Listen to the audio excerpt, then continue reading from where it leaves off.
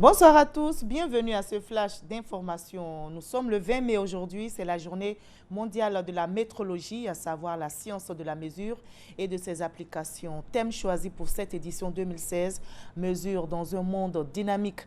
La journée instaurée par le Bureau international des poids et mesures et l'Organisation internationale des métrologies légales a pour objectif d'encourager l'utilisation de la métrologie afin d'assurer l'exactitude, la fiabilité et la sécurité. Les mesures font partie de notre vie. Par exemple, regarder l'heure sur sa montre, c'est mesurer le temps.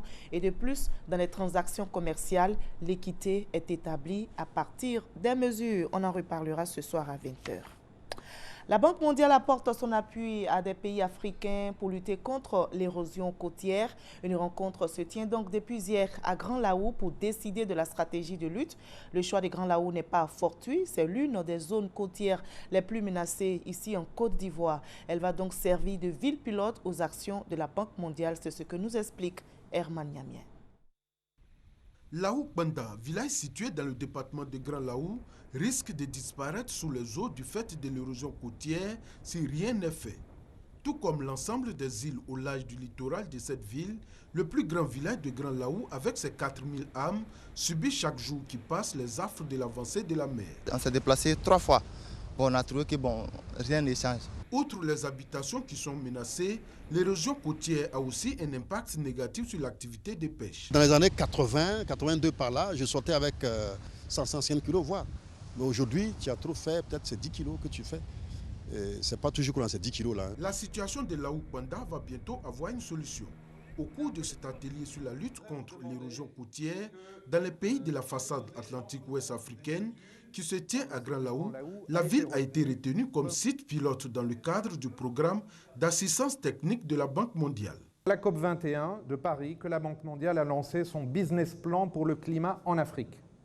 Ce business plan vise à stimuler la résilience de la région face au changement climatique par le biais d'un certain nombre d'actions concrètes. Il doit y avoir un programme d'investissement lourd pour Grand Laou et pour toute la zone littorale de la Côte d'Ivoire.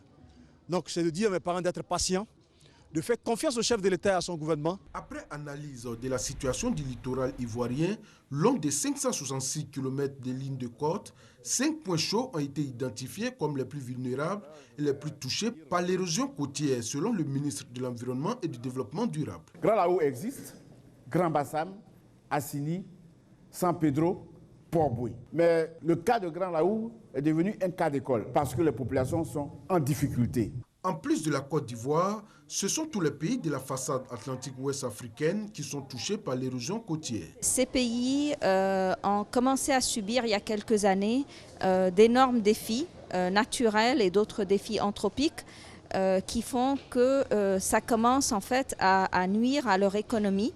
Extraction de sable sur les plages et construction d'infrastructures de développement sur les côtes sont entre autres actions de l'homme qui amplifient l'érosion côtière. Il s'agit donc au cours de cet atelier d'interpeller les gouvernants sur cette situation. Abidjan abrite depuis hier la 3e édition des Journées de l'entreprise numérique. L'initiative est de la CGC, la Confédération générale des entreprises de Côte d'Ivoire. Le but affiché est d'inciter ces entreprises ivoiriennes à intégrer le numérique dans le fonctionnement de leur administration.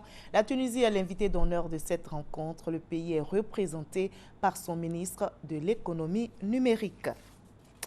Quelle peut être la contribution de l'Église dans la consolidation de la paix dans le monde? Comment préserver la terre, héritage commun légué par Dieu aux hommes? Ces questions sont au centre d'un colloque ouvert ce matin à Abidjan. Ces assises réunissent plusieurs experts et responsables des facultés de théologie venus de la Centrafrique, de la RD Congo et bien sûr de la Côte d'Ivoire. Ce colloque qui a pour thème « Dieu, la terre, la guerre » a pour but de sensibiliser l'opinion à la culture de la paix. Hors de la Côte d'Ivoire, la maladie à virus Zika observée en Amérique latine a frappé aux portes de l'Afrique. Aujourd'hui même, un premier cas a été enregistré par l'Organisation mondiale de la santé au Cap-Vert. Le virus, selon l'OMS, serait arrivé par le biais d'un voyageur venu d'Amérique du Sud. On termine avec cette nouvelle en provenance de l'Égypte. L'armée vient d'annoncer dans un communiqué ce matin, avoir retrouvé à 290 km au nord de la ville côtière d'Alexandrie des débris de l'Airbus A320 d'Egypte Air qui s'est abîmé en Méditerranée pour des raisons encore indéterminées. La marine égyptienne mène actuellement des recherches sur la zone concernée afin de retrouver les enregistreurs de données de vol et déclare aussi avoir déjà récupéré des débris, des effets appartenant à des passagers et même un corps démembré. On se retrouve à 20h.